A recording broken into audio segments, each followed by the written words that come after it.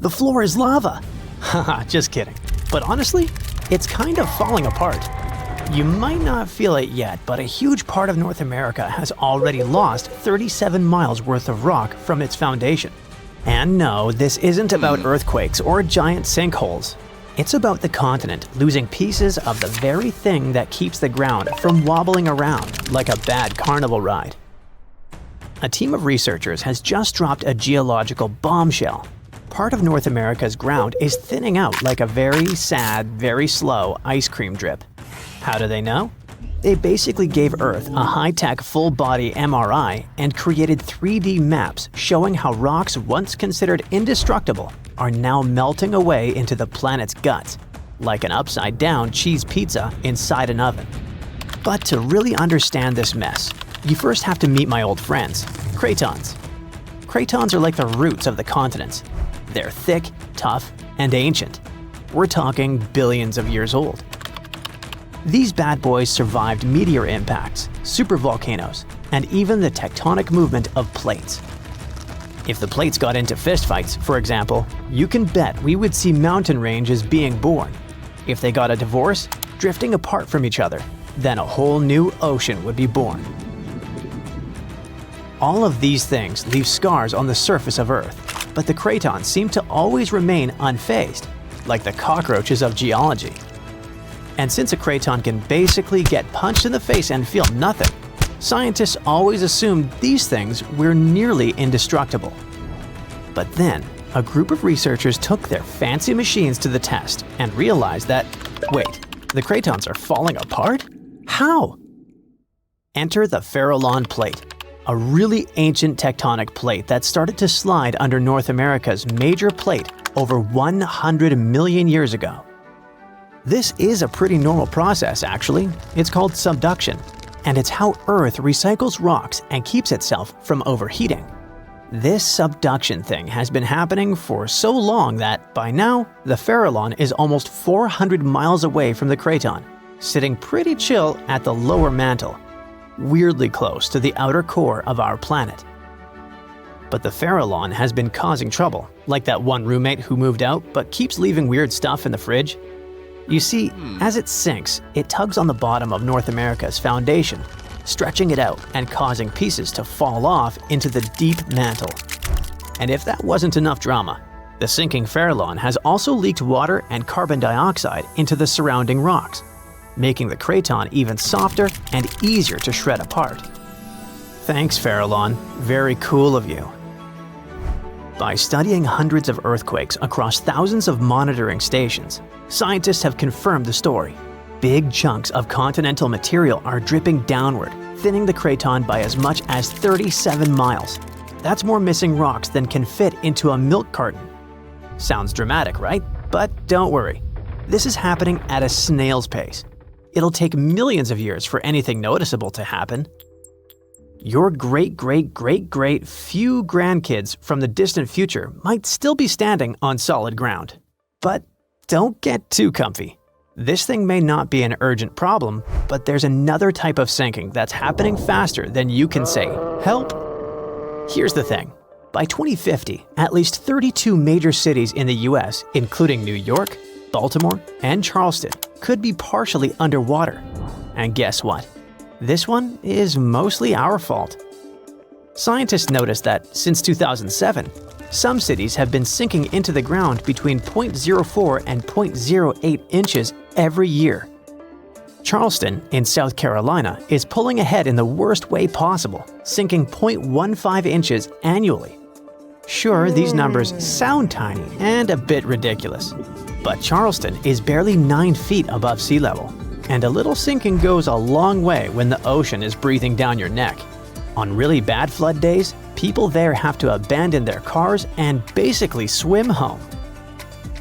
This whole phenomenon is called land subsidence, and when you mix sinking land with rising sea levels, you get a disaster cocktail of flooded streets, salty farmland, ghost forests, and a lot of very cranky homeowners. And it doesn't stop with just homes. Infrastructure like bridges, roads, airports, and power plants, all things we rely on daily, are also at risk of serious damage. Flooded electrical grids and sunken highways could cause billions more in economic losses and create major safety hazards for communities. Now, let's be fair. Not everything is humanity's fault. Some of this trouble dates all the way back to the Ice Age. About 12,000 years ago, massive ice sheets covered the northern US. They were heavy, like seriously heavy.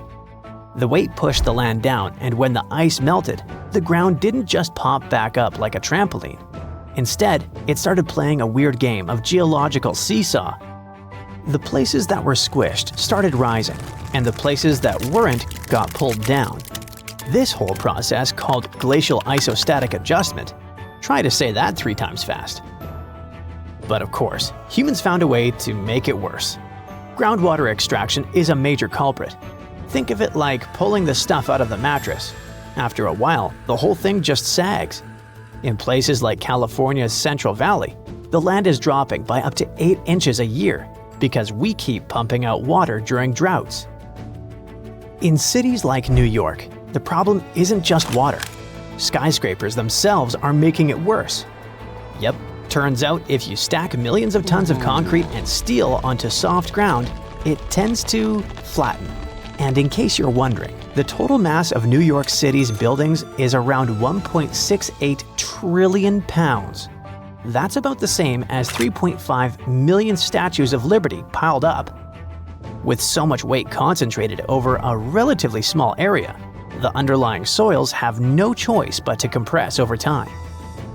And if you thought it couldn't get messier, think again.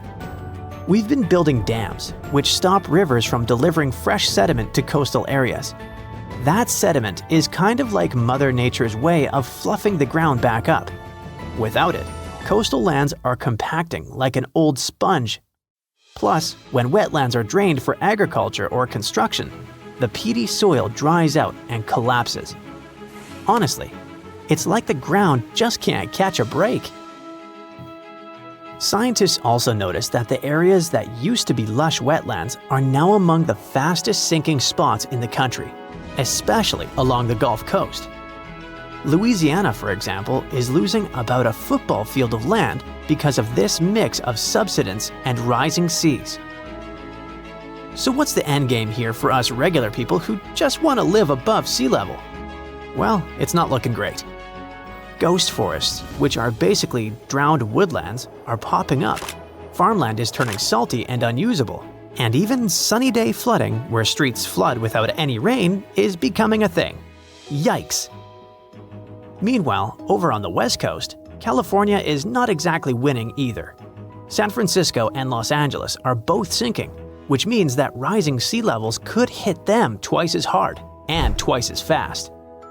In some places like the Palos Verdes Peninsula, the ground has been sinking so fast, people over there might as well live like moles. So, is America turning into the next Atlantis?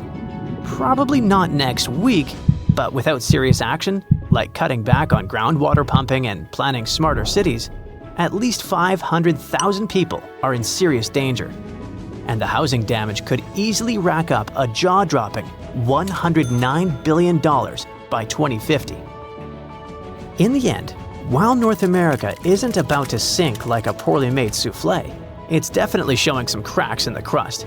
So maybe let's ease up on groundwater pumping, rethink how and where we build, and invest a little more in keeping our feet dry.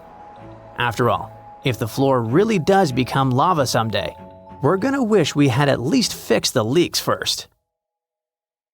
While you're watching this video, pieces of continents are slowly breaking off from below and are pulled down into the oceanic mantle, a hot, mostly solid layer that moves slowly under the seafloor. As soon as these fragments reach the mantle, they can trigger volcanic eruptions in parts of the ocean where there are no volcanoes. Plus, when continents break apart, it happens not only at the surface, but also deep down. But more on that later. This process can continue for tens of millions of years. The new study shows that Earth's insides are even more dynamic than we thought. It also explains why many volcanic islands, including Christmas Island in the Northeast Indian Ocean, contain unusually high levels of certain chemical elements. The thing is, these elements are normally only found in continental crust. Well, scientists did suspect that these elements showed up because some powerful forces deep inside the Earth took old, recycled pieces of rock and mixed them into the mantle. This process works a bit like when you mix together ingredients for cake batter. But before, researchers believed those elements came from two main sources: sediment that sank into the mantle as oceanic plates got pushed down, or from mantle plumes. Those are columns of hot rock rising up from deep inside Earth. However, these explanations don't fit all observations. In some volcanic areas, there's almost no sign that the crust has been recycled. In other places, the mantle seems to cool and too close to the surface to be affected by the rising hot rock. Scientists used to wonder how this could happen. Now we know that some of the material in those regions comes from pieces of continents that sink deep into the mantle, and these pieces affect the volcanoes that form above. The new study also suggests a curious idea. Continents don't just break apart at the surface, they peel away from below too. And this can happen over much greater distances than scientists thought before. Researchers used simulations to figure out how continents and the mantle behaved when stretched by tectonic forces. Their work is built on earlier research showing that when continents split, deep, powerful forces inside our planet create a mantle wave. This wave moves along the base of the continent at depths of about 90 to 125 miles. The wave moves extremely slowly, about a millionth of the speed of a snail, and gradually strips material from the roots of the continents. These peeled-off fragments are then carried sideways, sometimes more than 620 miles, into the oceanic mantle. Once there, they can trigger volcanic eruptions in the ocean for tens of millions of years. The research also shows that the mantle continues to feel effects of continental breakup long after the continents themselves have separated. Even after a new ocean basin forms, the mantle keeps moving, reorganizing and transporting enriched material far from where it originally came. To make this conclusion, researchers studied geochemical data from different parts of the Earth, including the Indian Ocean Seamount Province. That's a chain of volcanic formations that appeared after the supercontinent Gondwana had broken apart over 100 million years ago. Their computer models and chemical tests showed that right after the supercontinent Gondwana broke apart, a lot of magma with unusual chemicals pushed up to the surface. Over millions of years, this chemical signature slowly faded as less material came up from under the continent. The most unexpected discovery is that this happened without any help from those deep, hot columns of rock scientists used to think were needed. Now, to get an even clearer picture, let's sneak a peek into our planet's insides. Earth is about 4.6 billion years old. It was born from a huge cloud of dust and gas that slowly cooled, shrank, and hardened into the planet we know today. As it cooled, heavy metals like iron and nickel sank to the center, and lighter, rocky materials floated upward. This created the Earth's layered structure, with each layer having its own unique properties. The crust is like Earth's skin. It's our planet's outermost layer made of solid rock. It's broken into huge pieces called tectonic plates that slowly drift over time. There are two kinds of crust: oceanic crust and continental crust. The oceanic crust is about 4 to 6 miles thick. It's covered with a thin layer of sediments like sand, clay, and shells. Below that are dense rocks like basalt, rich in magnesium. As for the continental crust, it's thicker than oceanic crust and is located under continents. It's made of lighter rocks than oceanic crust. Beneath the crust is the mantle. It makes up more than 75% of Earth's volume. The top of the mantle is pretty rigid, but deeper down it becomes soft and partially molten, which allows it to flow slowly. This flow is what moves the tectonic plates. At the center of the Earth lies the core. It's made mostly of iron and nickel and has two distinct layers, the outer core and the inner core. The outer core is a liquid layer of iron and nickel. It's insanely hot, up to 10,800 degrees Fahrenheit, as hot as the surface of the sun. The outer core also generates Earth's magnetic field, which protects us from harmful solar radiation. The inner core is solid because of the crushing pressure inside the planet. It's also made of iron and nickel. Now, the Earth's outer shell, called the lithosphere, is made up of the crust and the uppermost part of the mantle. It's broken into large pieces, called tectonic plates. There are a few super large plates and many smaller ones. 6 of the major plates are named after the continents they carry, like the North American, African, and Antarctic plates. But even those smaller plates play an important role. For example, the tiny Juan de Fuca plate is responsible for many of the volcanoes in the Pacific Northwest of the United States. The plates are moving like a jumble of old conveyor belts. They move very slowly, about 1 to 2 inches per year. But over millions of years, this movement shapes the face of our planet. Most earthquakes, volcanoes, and mountain building happen where plates meet, pull apart, or slide past each other. There are 3 main types of plate boundaries: convergent, when plates move toward each other; divergent, when plates move apart; and transform.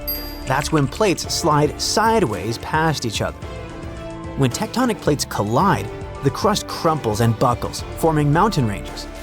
About 55 million years ago, India crashed into Asia, slowly creating the Himalayas, the tallest mountains on Earth. The collision continues today, so the mountains are still rising. Mount Everest, the highest point on Earth, may even grow a tiny bit taller over time. At some convergent boundaries, an oceanic plate dives under a land plate in a process called subduction. The land above lifts up, forming mountains, and the sinking plate melts and triggers volcanic eruptions. This is how some mountains in the Andes of South America were formed. When 2 oceanic plates collide, one usually slides beneath the other, creating deep ocean trenches, like the Mariana Trench in the North Pacific, the deepest point on Earth. These collisions can also form underwater volcanoes that eventually rise above the ocean and turn into island chains, such as Japan. At divergent boundaries, tectonic plates move away from each other. In the oceans, magma from deep in the mantle rises to fill the gap. This creates underwater mountains and volcanoes along the seam. This process renews the ocean floor and slowly widens the ocean basins. By the way, a single mid-ocean ridge system connects all the world's oceans, making it the longest mountain range on Earth. On land, when plates pull apart, they form giant valleys, such as the Great Rift Valley in Africa. If this stretching continues over millions of years, East Africa could split off to become a new landmass. One famous example of transform boundaries is the San Andreas Fault in California. Unlike convergent or divergent boundaries, transform boundaries usually don't create mountains or oceans, but the grinding motion can cause powerful earthquakes, such as the 1906 earthquake that destroyed much of San Francisco. On January 26, 1700, one of the biggest earthquakes in history hit off the coast of the United States. It had a magnitude of 9. Which puts it in the top 10 most powerful earthquakes ever recorded. This earthquake triggered a huge tsunami and changed the coastline all the way from southern British Columbia down to northern California forever. Back then, the area wasn't very populated, but thanks to some clever research, scientists figured out exactly what happened that day by looking at old geological records, tree rings, and even some history from Japan. On the same day as the earthquake, a massive tsunami also hit Japan's eastern coast. For a long time, no one connected the two, but in the 1980s and 90s, researchers realized the tsunami in Japan had been caused by the earthquake in the Pacific Northwest. They were also able to pinpoint the exact day, January 26, 1700. They even found old trees in coastal Washington that had all perished around the winter of 1700, which matched up perfectly with the timing of the earthquake. The earthquake came from the Cascadia subduction zone, a fault where the Juan de Fuca plate slides under the North American plate. This fault stretches about 700 miles, from northern Vancouver Island in British Columbia to Cape Mendocino in California. The pressure from the moving plates builds up over time, and eventually, another big, devastating earthquake will hit the same region. It's just a matter of time. By looking at the geological records, past tsunami deposits, and signs of land level changes, scientists can figure out how often these huge earthquakes happen. Emergency planners have been preparing for the next big quake, often calling it the big one. Scientists believe earthquakes in the Cascadia subduction zone happen every 200 to 1,000 years. And since the last major one was over 300 years ago, the Pacific Northwest is definitely due for another. When it happens, the earthquake is expected to be as big as the one from 1700. But this time, it'll affect around 15 million people. The devastation will be severe. Buildings will collapse, roads and runways will crack, and bridges will fall. Communication in and out of the area will be cut off. But the worst part?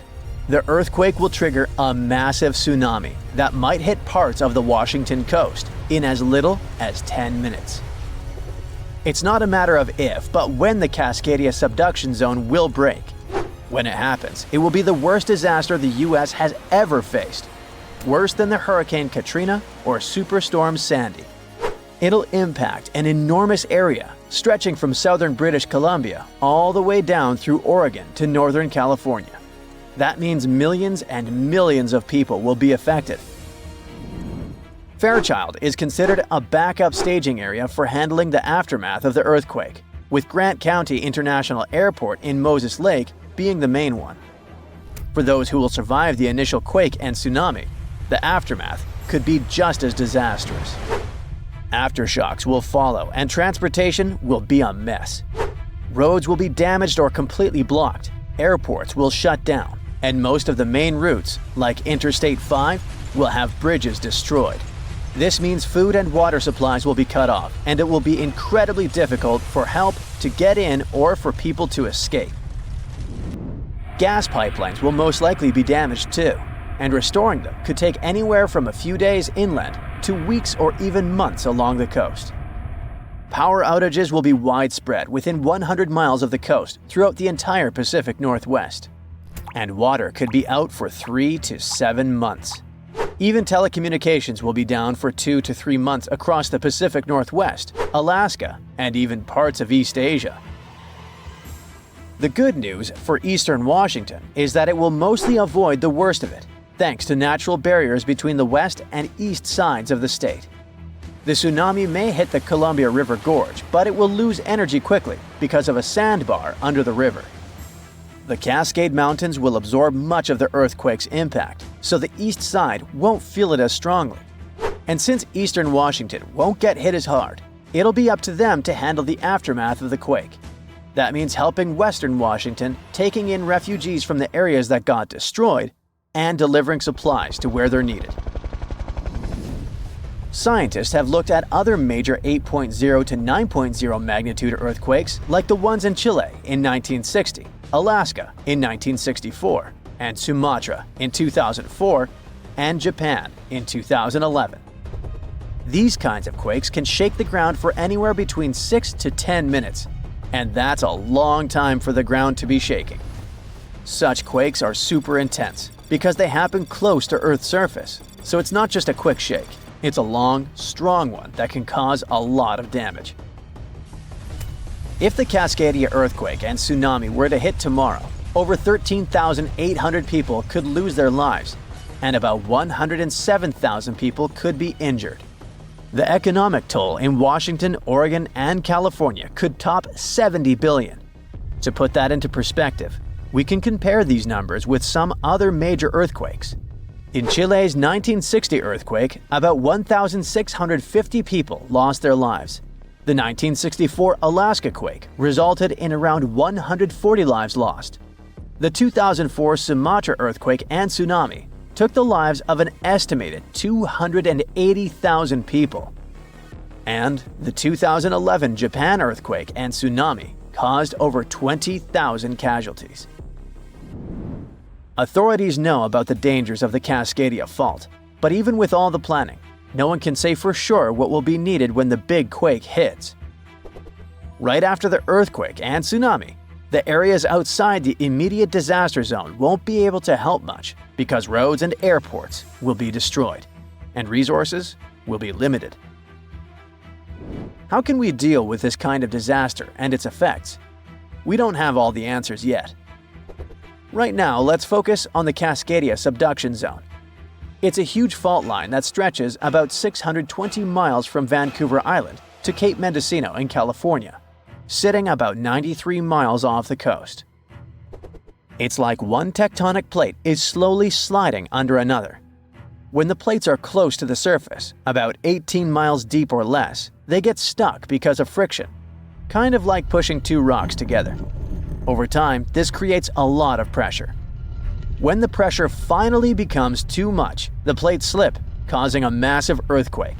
This is called a megathrust earthquake, and it can be huge. Below the area where the plates are stuck, there's a zone where the plates move really slowly. We're talking about just a few inches every few months. This slow movement helps to release some of the pressure, but it also builds up more pressure on the parts of the fault that are still stuck. This means that over time, it increases the chances of a huge earthquake happening. These massive quakes, called Great Subduction Zone earthquakes, can be stronger than magnitude 8.5. Megathrust earthquakes are the biggest earthquakes that happen. They can go over a magnitude of 9.0, which is insanely powerful. Just to put it in perspective, a magnitude 9.0 earthquake releases 1,000 times more energy than a 7.0 and 1,000,000 times more energy than a 5.0.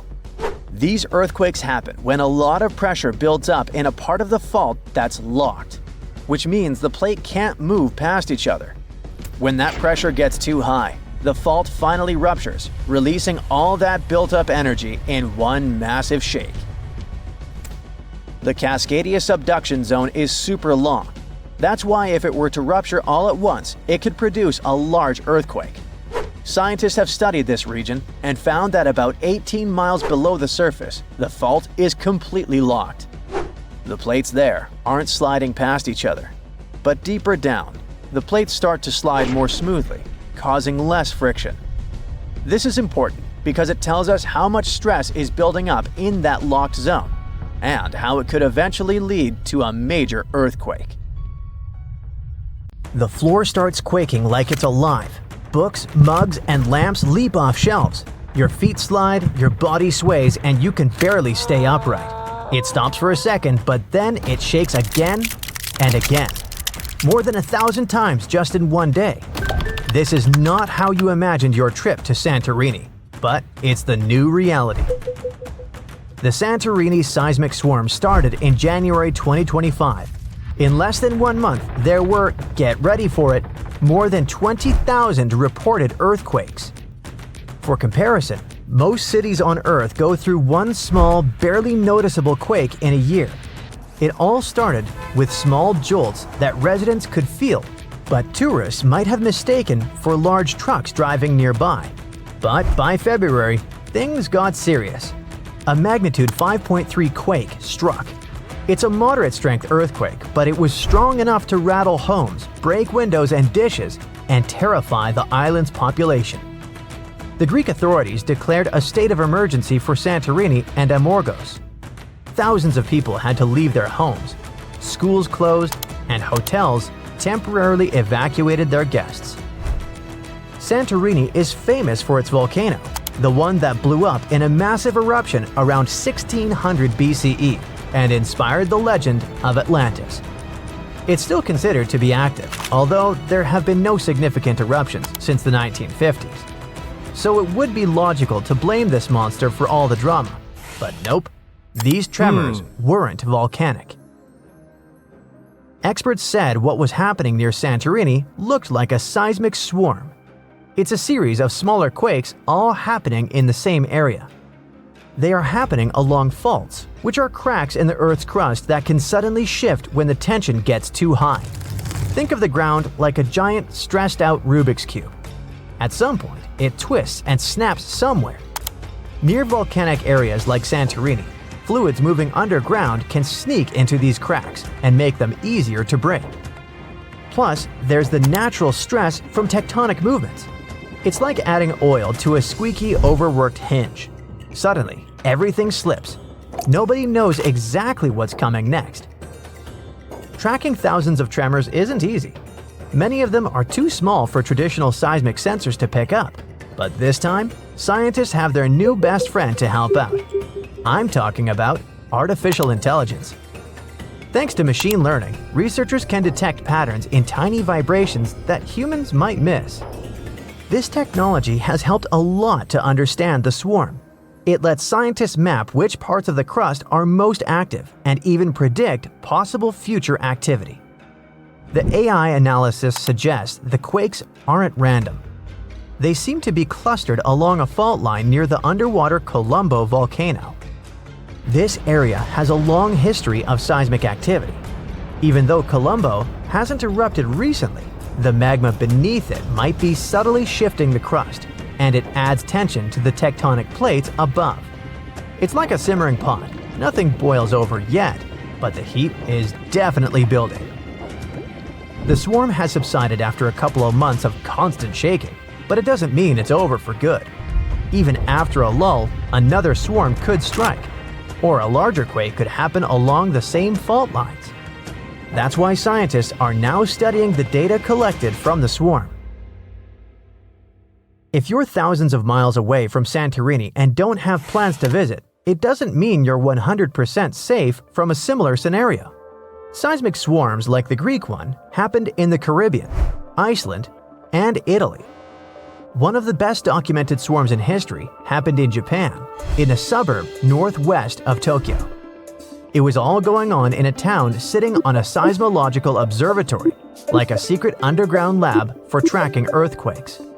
The swarm kicked off in August 1965 with just 3 earthquakes that were so weak nobody could feel them.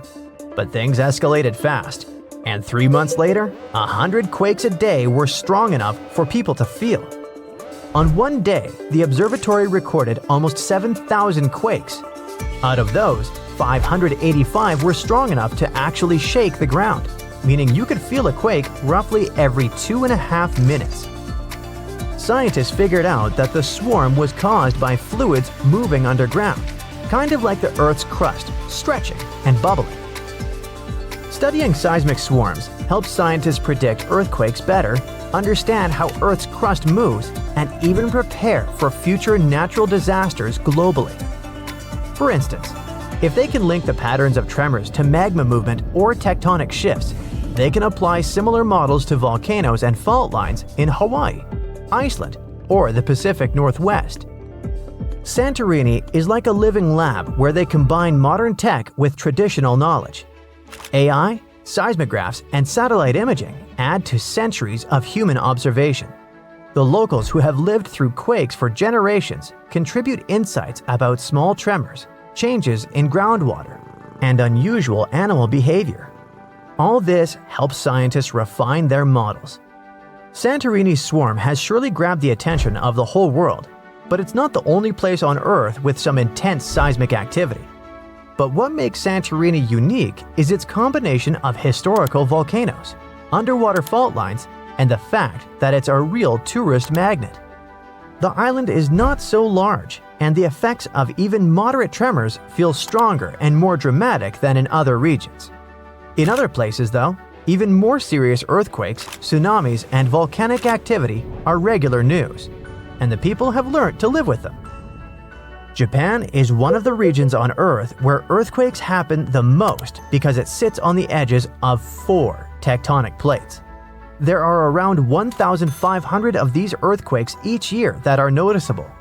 Because of this, the people in Japan have learned to live with earthquakes.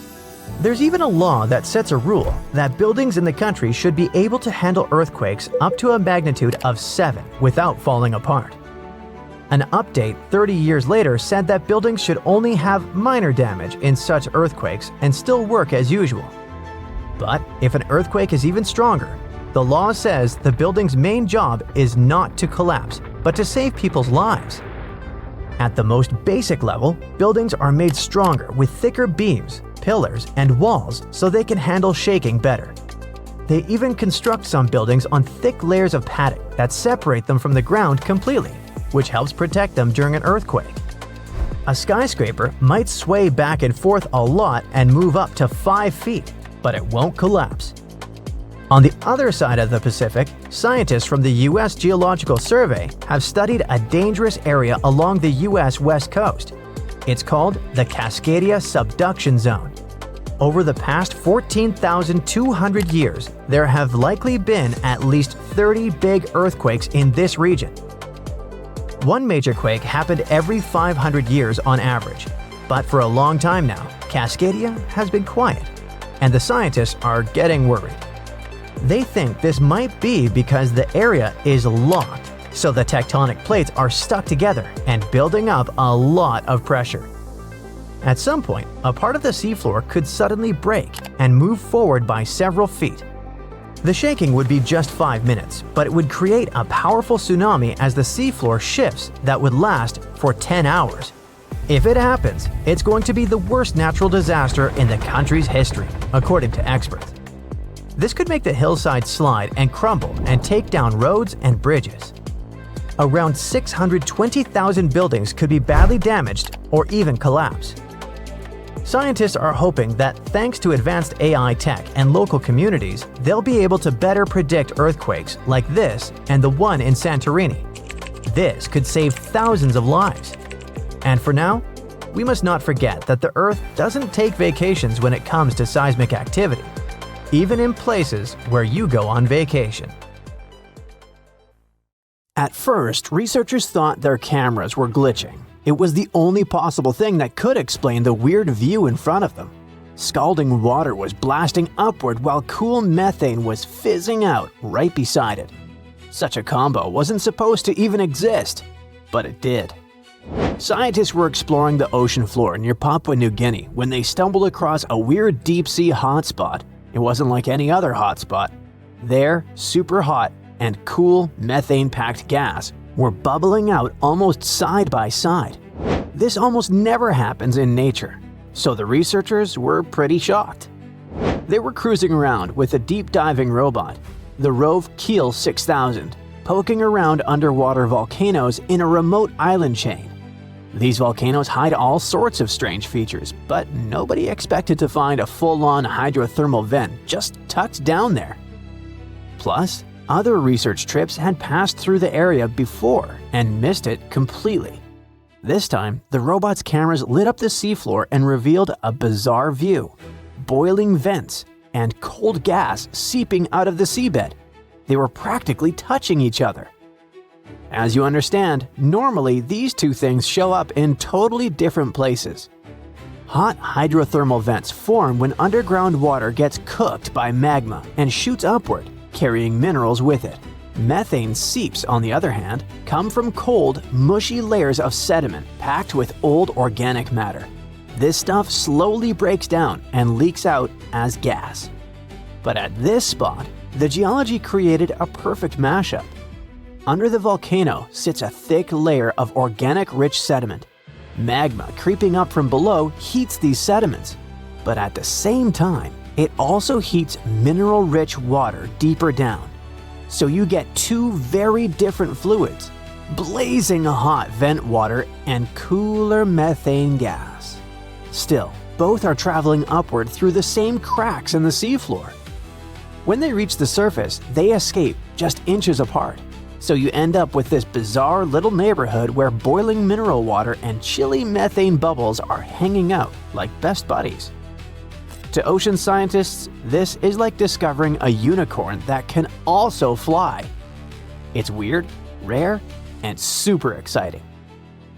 An even more exciting thing is that right next to those weird hot and cold vents, An entire mini-world of creatures has taken over the rocks. The place is packed with huge clusters of deep-sea mussels, long tube worms, little shrimp and amphipods crawling everywhere, and even bright purple sea cucumbers sitting out in the open. The animals are so crowded together that it's hard to even see the rock underneath. Scientists are pretty sure some of these creatures are totally new to science, but they need a special trip just to identify everything living there. The strange mix of hot fluids and methane-heavy gas also changes the rocks themselves. The methane down there is super concentrated, while hot water coming from deeper inside the volcano brings chemicals with it. Together, they create unusual reactions underground. Because of this, metals like gold and silver have built up in the rocks, along with elements like arsenic, antimony, and mercury. It's like a chemical time capsule. The rocks show signs of an older, super hot phase when precious metals were forming. Today, the vents are cooler, but still active. Now, even though this deep sea area is rare and full of life, it isn't safe. Mining already happens nearby, and waste from the huge gold mine on Lihir gets dumped into the ocean. On top of that, companies have licenses to explore the seafloor for minerals and gas. All of this puts the fragile vent community in danger because many of the animals here can only survive in these exact conditions. So scientists are urging for more research and strong protection plans before this one-of-a-kind ecosystem is damaged beyond repair. This underwater treasure needs to be saved before industry wipes it out. This discovery, though, isn't the only unique ecosystem we've ever found. In January 2025, a gigantic iceberg named A84, roughly the size of Chicago, cracked off Antarctica's George VI ice shelf. This ice shelf is enormous on its own, stretching about 280 miles from end to end and about 820 feet thick. During the Antarctic summer, which is November through late February, the top of the ice shelf melts and forms long, skinny pools called ribbon lakes. They got that name because they really do look like giant icy ribbons stretched across the surface. Once A84 broke free and drifted off, it exposed part of the seafloor that had been sealed away under the ice for who knows how long. It was a place absolutely nobody had seen before. A research team aboard the ship Falkor 2 happened to be in the Bellingshausen Sea at the time. As soon as they got word about the iceberg breaking loose, they ditched their original plan.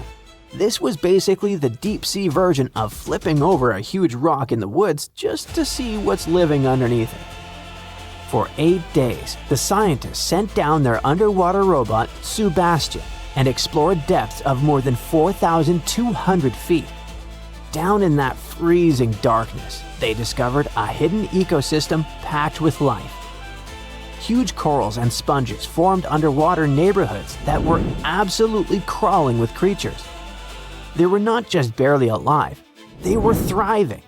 So yeah, the scientists expected to find something down there, but they definitely didn't hope to spot a full-on underwater city of ancient life. There were sea anemones that looked like tiny fluffy trees, sea spiders marching around like creatures from other planets, ice fish, octopuses, and a whole mix of other animals. The entire expedition was live-streamed to researchers around the world. By the way, the recordings are still publicly available if you're interested. Even cooler, the researchers think some of the creatures they saw might actually be brand new species. That's right, genuinely new species in Antarctica in 2025. A few might live only in this one area, and that makes sense because Antarctica is basically its own isolated planet. It's surrounded by the Antarctic circumpolar current, which acts like a giant watery moat that has kept the continent cut off from the rest of the world for millions of years. But even if the new species ended up being known ones, the scientists still found some extremely rare animals, like tiny snails, bristly worms, aka polychaetes, little crustaceans, and even the mysterious phantom jellyfish, which already looks like something from outer space. The scientific name for the phantom jelly is Stygiomedusa gigantea, but no one really needs that mouthful, so giant phantom jelly is fine. This thing is massive. Its bell, the umbrella-shaped top, can be more than 3 feet wide. It also has 4 long ribbon-like arms that can stretch up to 33 feet. That's the length of a school bus. Actually, the first one was collected in 1899, but scientists didn't even realize it was a completely new kind of jellyfish until 60 years later. Its body is mostly see-through with a ghostly purple tint, and instead of normal tentacles, it uses those big flowing arms to grab prey and feed itself. Even though jellyfish don't have brains, the way this giant phantom jelly moved caught scientists off guard. It seemed to steer its long arms with surprising control, especially when it drifted through tight spaces near the seafloor. It looked cautious and almost intentional, which is kinda unsettling. Another maybe kinda sorta smart creature lurking in the dark ocean? Great. The researchers also found bristleworms. Officially, they're called polychaetes, but bristleworms sounds way more fun. These worms are common in cold, deep oceans and come in tons of shapes and sizes. Their bodies are made of segments lined with tiny bristles that help them crawl, sense the environment, and defend themselves. One standout is the Antarctic scale worm, which has shiny golden bristles that make it look surprisingly fancy for a creature living in freezing darkness. So, as you see, there are still tons of places and things on Earth that don't seem real or aren't even supposed to exist. And even with our level of technology, we're unlikely to figure out all the wonders the world has to offer in the near future. Did you know that over the past year, around 150 asteroids whizzed closer to Earth than the Moon? But that's not the scary part. It's that some were only noticed after they flew by. And if even one of those had taken a slightly different path, whole cities would be gone. That's what keeps the scientists worried. The invisible stuff hiding where our telescopes can't see. Let's explore what that means. Astronomers keep a list of asteroids that wander into our neighborhood. If a rock's orbit comes close to Earth, it joins a special club we call Near-Earth Objects, or NEOs. That list can include anything from a harmless little space pebble that wouldn't break a window to a rock big enough to cause an earth-shattering kaboom. NEOs are leftover materials from when the planets were forming. Some of that rubble ended up tucked safely in the asteroid belt between Mars and Jupiter, but some pieces got nudged onto paths that cut across Earth's orbit. Those are the ones we care about, because they're still wandering around today, looping around the sun, and every now and then passing uncomfortably close to us. The biggest objects are the easiest to locate. They are rare and bright enough that they stand out in sky surveys. So far, none of those big ones seem to be heading our way anytime soon. However, the real anxiety comes from the middle class of asteroids. On paper, many of them sit in the potentially hazardous object category, or PHOs, but the nickname City Destroyer explains them better. These rocks aren't huge enough to wipe out the planet, but they could flatten a city and mess with the climate for a few seasons. Some are as wide as a football stadium and hit the atmosphere faster than a speeding projectile. NASA estimates there are around 25,000 near-Earth asteroids at least 460 feet wide, but we've only discovered a fraction of them. Basically, we have solid orbits for less than half of the City Destroyer crowd. The rest only exist as numbers in simulations. We know they should be out there. We just haven't seen them yet. Why are they so hard to spot? Some asteroids are nearly coal black, blending into the cosmic night. Others hang out close to the sun from our perspective, so our telescopes get overwhelmed by brightness. It's like trying to locate a mosquito while staring directly at the sunlight. Please don't do this. From Earth, these rocks are mostly lost in the sun's glare. We only catch a glimpse just after sunset or right before sunrise.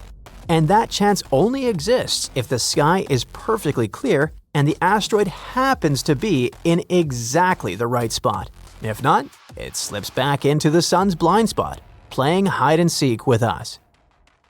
We were caught by surprise quite recently. In 2013, the Chelyabinsk meteor came from the direction of the rising sun. No one saw it in time because it was coming from the wrong direction. It exploded high above the region, shattering windows across the city and sent more than 1,000 people to the hospital. The scariest part is that the meteor was only about 60 feet wide. Now imagine a city destroyer coming from that same direction. A stadium-sized rock stepping out of the sun's glare would give us very little warning, maybe a few days or a week instead of decades. And we know that the blind zone is not empty. Observations have already revealed at least one large asteroid in that region that scientists can seriously consider a planet destroyer. It's called 2022 AP7, and it's huge. This thing is more than half a mile wide, big enough that if it ever hit Earth, it would be a catastrophic day for everyone. Astronomers found it by using the super-sensitive dark energy camera during twilight, pointing the telescope at the region of the sky most surveys normally avoided. The good news is that AP7 isn't headed straight for Earth. Its orbit crosses the orbit of our planet, but the timing doesn't line up, so we won't encounter it this pass, the next one, or even for several centuries. The bad news is what that discovery hints at. If it took this much effort to notice something like this, what else are we missing? And 2022 AP7 is just one PHO. Other asteroids closer to the Sun were also spotted during those same twilight searches. New simulations say some of those hidden rocks are not random. A bunch of them seem to share an orbit with Venus. They do not orbit Venus itself. They orbit the Sun in almost the same lane, sometimes a bit ahead of the planet, sometimes a bit behind, like kids jogging on the same track but spread out along the lap. Astronomers already know about roughly 20 of those Venus co-orbitals, and their paths are anything but stable. Gravity from Venus, Earth, and other planets keep tugging on them, and over thousands of years, those poles could stretch their paths until they start crossing Earth's orbit. Most flybys are harmless, but one unlucky pass could be the one that counts. So what can we do about this? The first step is simple in theory. Find them earlier. The goal for astronomers is to launch infrared telescopes and get them into space. While we do have amazing telescopes like JWST or the Hubble Space Telescope, they're never pointed at the Sun, as the brightness of our star can damage them. That's why we need a telescope in orbit around Venus, or one that travels along with it. It would be in a much better spot to keep an eye on the asteroids that hang out there. NASA is launching the NEO Surveyor project that aims to solve the problem. It should scan the inner solar system to spot dangerous asteroids in time. Also, we're learning that we can actually move asteroids. NASA's DART mission rammed a small spacecraft into a rock, which affected its orbit slightly. Not by much, just enough to prove that it can be done. It's like turning a plane just 1 degree while it's still across the ocean. By the time it reaches you, that tiny change can make it miss by thousands of miles.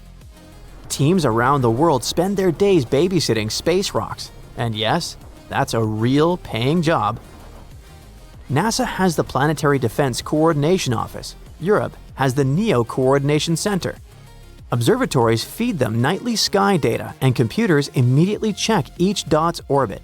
If a rock might wander too close, it joins the risk list and gets extra attention. Each new photo updates the orbit a little more. Sometimes that make the danger level rise for a moment. That is exactly what happened with 2024 YR4, when it briefly reached level 3 on the Torino scale before better measurements calmed everyone down. The scale itself runs from 0 to 10, and anything that climbs above 3 is rare enough to raise eyebrows. The whole system works that way on purpose. Notice something strange, collect more data, then decide whether to relax or stay alert. Most of the job is actually pretty dull. It's a lot of number checking, orbit fixing, and crossing out false alarms. That quiet, careful routine is what lets the world respond quickly when a rock finally appears that isn't just passing by. So how worried should we be? For those huge planet-destroying rocks, the short answer is not much. Nothing that size is on the near-term schedule. Smaller city-level threats are trickier. The odds of one hitting Earth anytime soon are still tiny, but they're not zero. Think of it as a cosmic lottery that has been running for billions of years. Every once in a very long while, the universe draws a number that makes astronomers sit up and pay attention. It's not a reason to panic. It's a reason to build better eyes in space and make sure that if a bad ticket ever comes up, we see it in time to do something about it.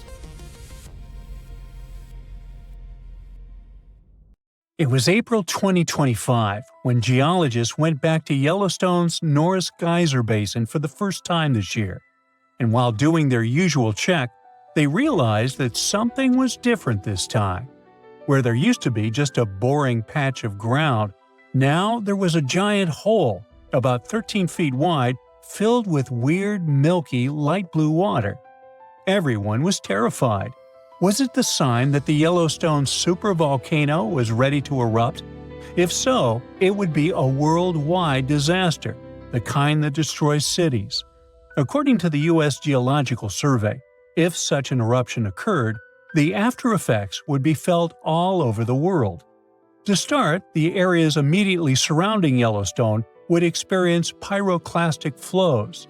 That's the lava that erupts out of a volcano, including a high-density mix of volcanic gas, ash, pumice, and hot lava blocks. Those flows would destroy everything they touch, and an eruption of Yellowstone would send them into Wyoming, Idaho, and Montana. Areas further away from Yellowstone would escape the flows, but they would experience falling ash. It would come down heavily in the states closest to the epicenter. The ash would be especially dangerous for anyone breathing it in. The weight of the ash would also pose a serious threat. It would smother crops and collapse buildings as it piles up.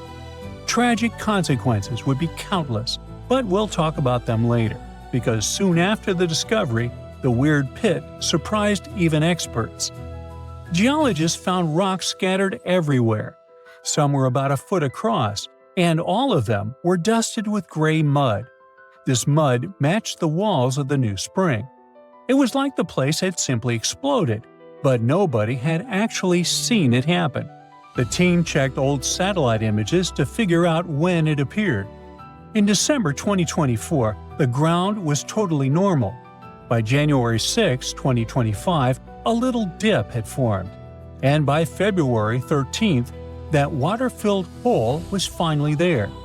But the weird thing was that the sensors that usually pick up major hydrothermal explosions didn't detect anything.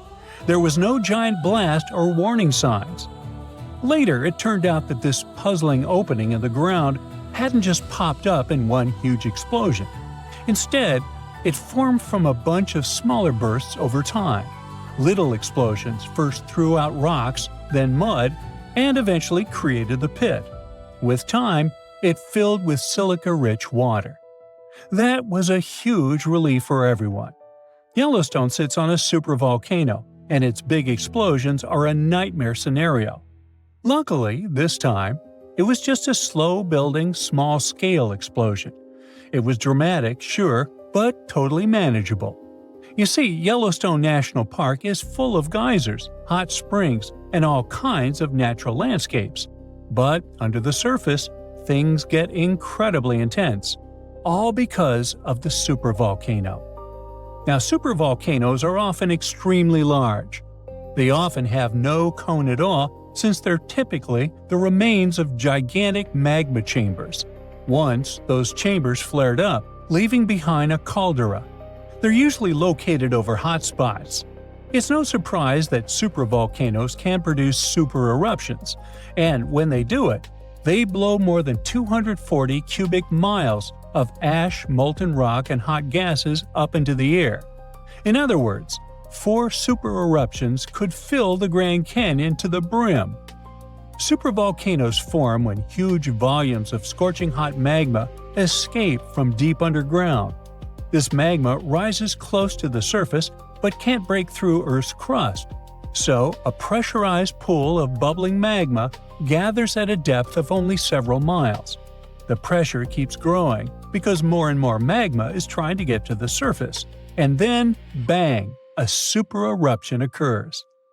Now, back in 2015, researchers at the University of Utah mapped out the main magma chamber of the Yellowstone supervolcano and were shocked by its size. And then, they found another one below it. Together, these underground magma pools could hold enough molten rock to fill the Grand Canyon 11 times. All that magma pushes up on the ground above, which is why Yellowstone rises about an inch or two every year. That slow lift might not sound like much, but combine it with the fact that Yellowstone is still an active volcano and has a volcanic explosivity index of 8, and it's enough to make you wonder what could happen if things went south. And yes, Yellowstone has indeed been a bit jumpy in recent years. In March 2023, there were 354 earthquakes in the area. Most were tiny, but the biggest hit a magnitude 3.7, part of a swarm of 106 quakes. Now, before you freak out, experts from the Yellowstone Volcano Observatory say there's no need to panic. No eruption is coming anytime soon. Volcanoes don't stick to a schedule. Just because Yellowstone hasn't erupted in a long time doesn't mean it's about to blow. The park is stable for now, but scientists are keeping a close eye on everything underground, the quakes, the rising ground, and even temperature changes, just to be safe. The superhot plume of magma, a hotspot under Yellowstone, has been churning for 17 million years. The Earth's crust slowly moved over it, making the hotspot leave a trail of volcanoes stretching more than 450 miles along the Snake River Plain. Most of those ancient ones are now buried under layers of lava and sediment. In just the past 2.1 million years, Yellowstone has unleashed 3 cataclysmic eruptions, so massive they managed to reshape the land. Each explosion sent pyroclastic flows, rivers of searing hot rock, ash, and pumice racing outward for miles. The debris piled up in layers hundreds of feet thick, some forming solid lava-like rock. When those eruptions emptied the underground magma chambers, the roof collapsed, forming the massive calderas we see today. Even after those mega eruptions, Yellowstone didn't stop. Between 180,000 and 70,000 years ago, enormous rhyolite lava flows, sometimes over 144 cubic miles, poured out. Some flows followed north-south vent lines. The West Yellowstone flow erupted around 110,000 years ago. The Nez Perez Creek flow followed 160,000 years ago. If you stand at Madison Junction on the caldera's northwest rim, you can see it, a cliff that formed when the Lava Creek Tuff eruption collapsed the land 640,000 years ago. And inside the caldera, you'll see the hardened lava flows snaking across the floor. Figuring out when a supervolcano might blow is like being able to read nature's warning signals. Thousands of years before a massive eruption, the heat underground starts building, and the magma chambers become like ticking pressure cookers. Little signs start showing up. Gas bubbles escape as the pressure shifts, and earthquakes shake the ground. The land above slowly rises. Cracks appear. Hot springs and geysers start acting up, heating even more than usual. Now, what would happen if Yellowstone erupted? Remember those pyroclastic flows we talked about before?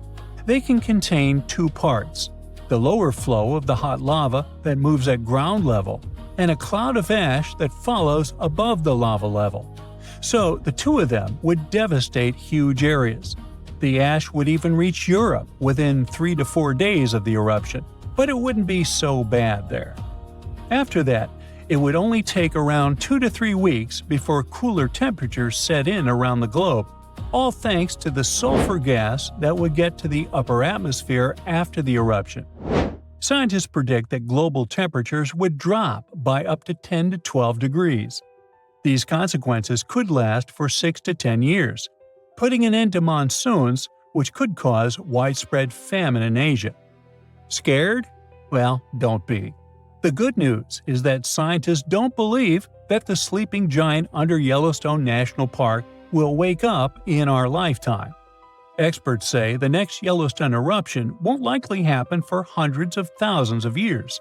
And even then, it may not be that bad, because scientists have discovered that the magma lurking within Yellowstone is actually split up amongst 4 different chambers. Not only that, but some of the reservoirs of magma are likely to cool down and solidify, lessening the chances of an eruption. So, while an eruption does sound like it would change the landscape of the world, it's very unlikely to happen anytime soon. About 2 billion years ago, a massive asteroid crashed into Earth, leaving behind total destruction and what we now call the Vredefort crater in South Africa. And get this space invader might have been way bigger than scientists originally thought, possibly twice the size of the asteroid that wiped out the dinosaurs. Nowadays, the Vredefort crater is about 99 miles across, which makes it the biggest visible crater on Earth.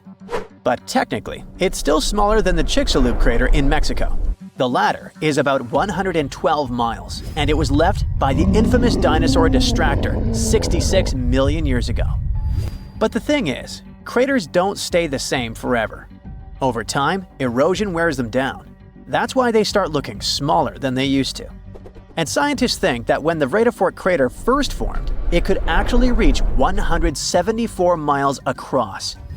That means it was the biggest impact site Earth has ever seen, even though it looks smaller today. Just imagine how insane that impact must have been. A space rock that would have sent shockwaves ripping across the planet, triggered enormous wildfires, and completely changed the climate. The asteroid likely hit Earth at a very, very high speed. But since this catastrophe happened billions of years ago, way before dinosaurs or even complex life saw the light of day, it didn't wipe anything out like the Chicxulub asteroid did. At the same time, recently, researchers have realized that the asteroid might have been even bigger than they thought previously, up to 15.5 miles wide. As for the speed at which it slammed into Earth, it could reach a staggering 56,000 miles per hour. Now, figuring out how big Vredefort originally was, that's been a bit of a headache.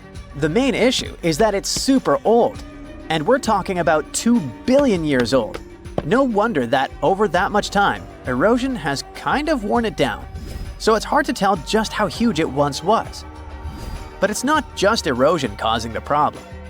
Over the years, new layers of rock have built up over parts of the crater, and they've covered up most of the original structure. That's why now only little pieces of the raised rim are left, and this makes it even harder to get a clear idea of how big it was. So, scientists started looking at the minerals around the crater, like quartz and zircon. They discovered that those were all messed up by the asteroid's impact. They had tiny fractures caused by the blast.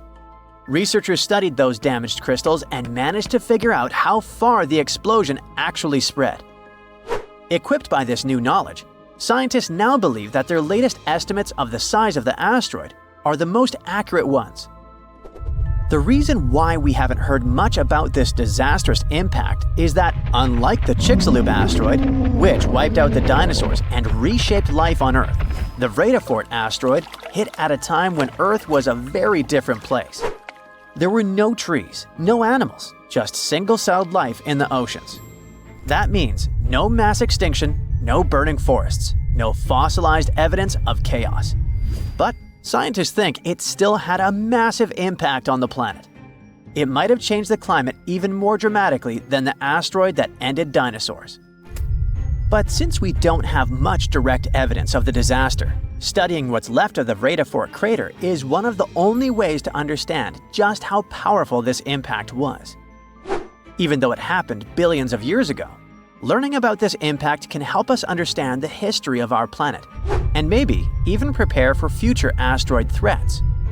After all, they could be similar to what happened in Siberia at the beginning of the 20th century, pretty recently. It was a warm morning, June 30th, 1908, when the sky suddenly lit up with a blinding flash. What followed was an explosion so powerful that it remained a mystery for decades. Known as the Tunguska event, it was one of the most baffling disasters in history. Scientists suspected an asteroid impact, similar to the one that wiped out the dinosaurs. But there was one eerie problem. No crater was ever found. The explosion struck deep in the remote forests of Siberia, near the Podkamennaya Tunguska River. The blast was beyond anything seen before, flattening around 80 million trees across an area of 830 square miles. The sheer force of the event was mind-boggling. It was strong enough to devastate the landscape, scorch the ground, and wipe out countless animals. According to witnesses, there was an eerie glow in the sky, which was followed by a streaking fireball with an intense bluish light. It was brighter than the sun. Moments later, there was a deafening blast. The shockwave was so powerful that it shattered windows hundreds of miles away, and people were knocked off their feet. Yet, despite the destruction, the source of the explosion left no obvious trace. Later, scientists finally started to understand what had occurred on that day. Imagine a meteoroid racing into Earth's atmosphere, transforming into a blazing meteor. It's traveling so fast that the air in front of it compresses and heats up, setting it on fire. But it's so large that it doesn't just burn up all of a sudden, it explodes. When that happens, the blast releases so much energy that a powerful shockwave spreads out. And since the explosion happens in the air, it leaves no impact crater. Back in the early 1900s, with limited technology and the remote location, scientists were left with a puzzle. Only much later did they eventually conclude it had been an airburst, where an object explodes high in the atmosphere, never striking the ground but releasing enough energy to devastate the area. Most likely, it was a giant asteroid about the size of a 25-story building. It could have been moving at around 33,500 miles per hour and exploding about 3 to 6 miles above Earth's surface. Another wild story happened back in the late 90s, but it wasn't Earth that was affected. A comet got stuck in orbit around Jupiter. One day, it got too close, and Jupiter's immense gravity broke it apart, turning it into a bunch of pieces. Some of them were as big as half a mile across. Scientists were curious because they didn't know what would happen when those pieces hit the planet. And in July 1994, the moment came. The comet's broken up pieces started crashing into Jupiter, one after the other. Over 6 days, 21 chunks of the comet smashed into the planet at insane speeds, like 37 miles per second. That's more than 130,000 miles per hour. The impacts were so powerful that they heated up Jupiter's atmosphere to a mind-boggling 53,000 degrees Fahrenheit, which is way hotter than the sun's surface. When each chunk hit, it sent massive plumes of material flying out of Jupiter, like when you throw a rock into a pond, but way bigger. Some of these plumes shot up almost 1,900 miles into the sky. Afterward, big dark scars appeared in Jupiter's atmosphere, and they stayed visible for months as the debris spread out across the planet.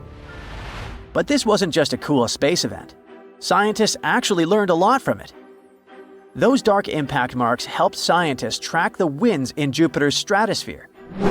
The crashes even caused temporary changes in Jupiter's glowing auroras, showing that the planet's magnetic field was affected by particles from the explosions. Plus, the comet fragments didn't just make a mess, they also left behind new chemicals in Jupiter's atmosphere.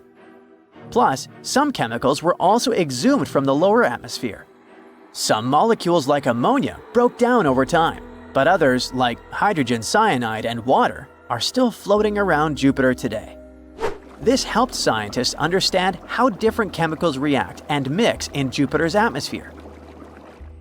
Comet Shoemaker-Levy 9 was a wake-up call. It proved that massive space collisions still happen in our solar system. That's one big reason why NASA started looking into how we can track and prepare for any future impacts that might threaten Earth. Whether it's learning more about asteroids and comets, or about how giant impacts shape planets, the importance of such discoveries is undeniable. Oh look, there's a giant blob heading straight for New York City. Oh wait, hold on. You'll actually have to look down, not up, because this blob is a mass of hot rock moving beneath the Earth's surface. And when it finally reaches the Big Apple, some say it could tear the continent in two. But Yankees fans, and even you Mets fans, don't worry, this journey is going to take about 15 million years or so. You see, a long time ago, people noticed something curious. When they looked at world maps, they thought, don't the continents look like puzzle pieces that could fit together? That couldn't just be a coincidence, right? Then, in the year 1912, a German meteorologist named Alfred Wegener came up with a revolutionary idea, something we now know as the theory of continental drift. Wegener said the continents are always on the move, and those huge chunks of land we see today were all once connected, forming one giant supercontinent called Pangaea.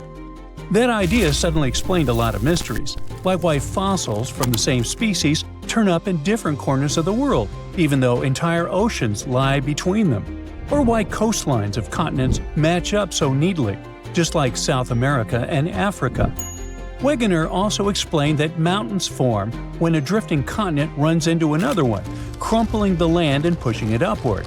That is exactly how the Himalayas came to be.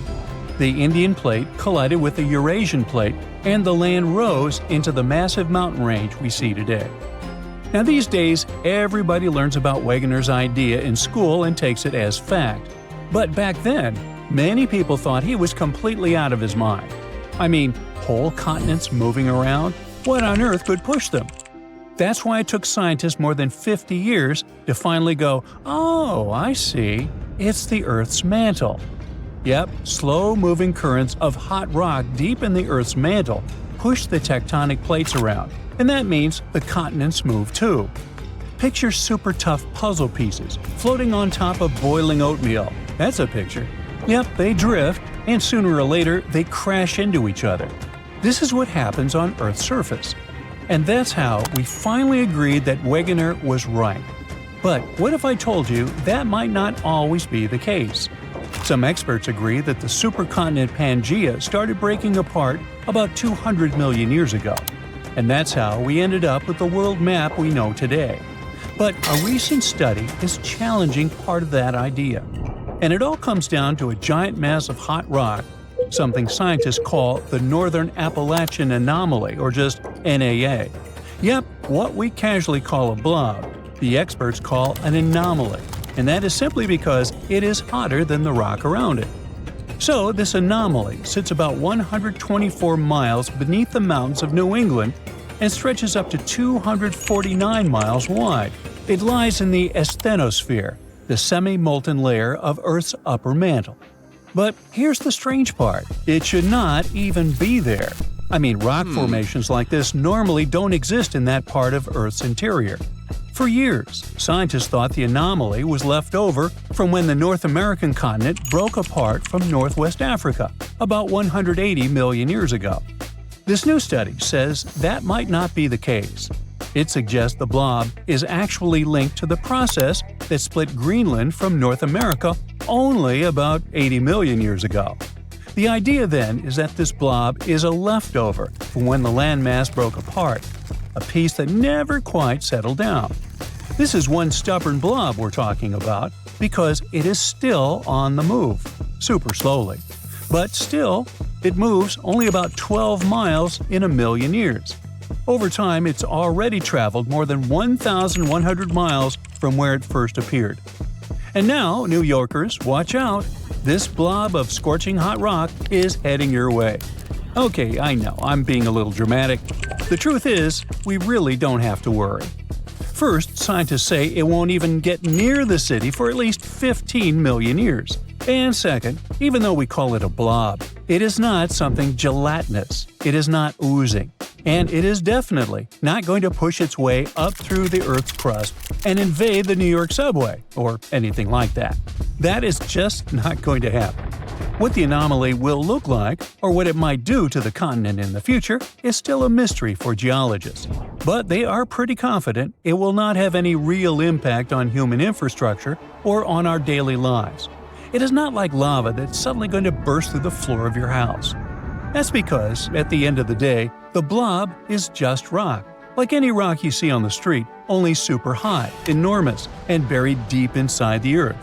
To explain why this rock is sitting in such a weird spot, scientists came up with what they call the Mantle wave theory. So think of it kind of like a lava lamp. After continents break apart, hot, heavy rock can detach from the bottom of the tectonic plates in blobs.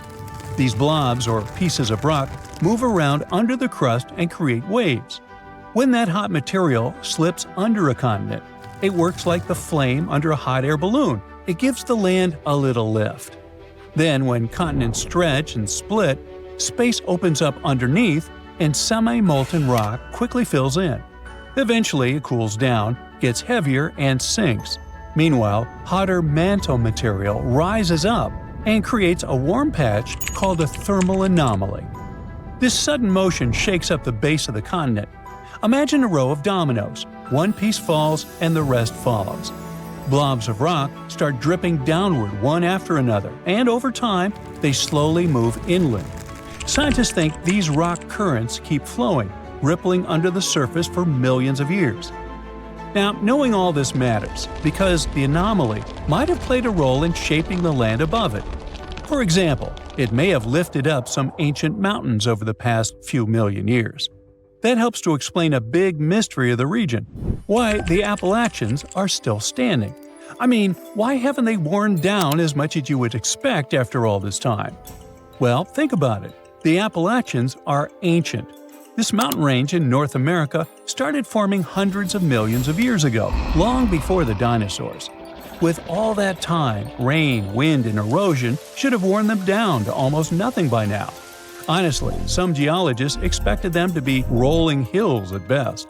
But nope, they're still mountains, pretty ones too, and much bigger than they should be. And here's where the blob comes in. See, when a giant pocket of superhot rock sits under a mountain range, it can actually give the crust a little lift. It's kind of like putting a balloon under a blanket. The blanket rises up. The heat makes the Earth's crust lighter. So even while wind and rain are wearing the mountains down from above, the Earth is gently pushing them back up from below. There is another positive takeaway from this study. These new insights can help scientists better understand other strange geological features around the world. In fact, the researchers believe they may have already found a twin to this blob, sitting under north-central Greenland and also tied to the Labrador Sea. So, what can we conclude from all this? Well, tectonic plate movement is still the reasons continents break apart. But the process goes much deeper than we thought. The effects of ancient rifting can still play out millions of years after the surface split, just like what happened in Greenland. Although it's still really hard to predict what this anomaly will look like in the future, we know one thing for sure right now: there is nothing to fear, and I'm betting that most of us won't be around for that.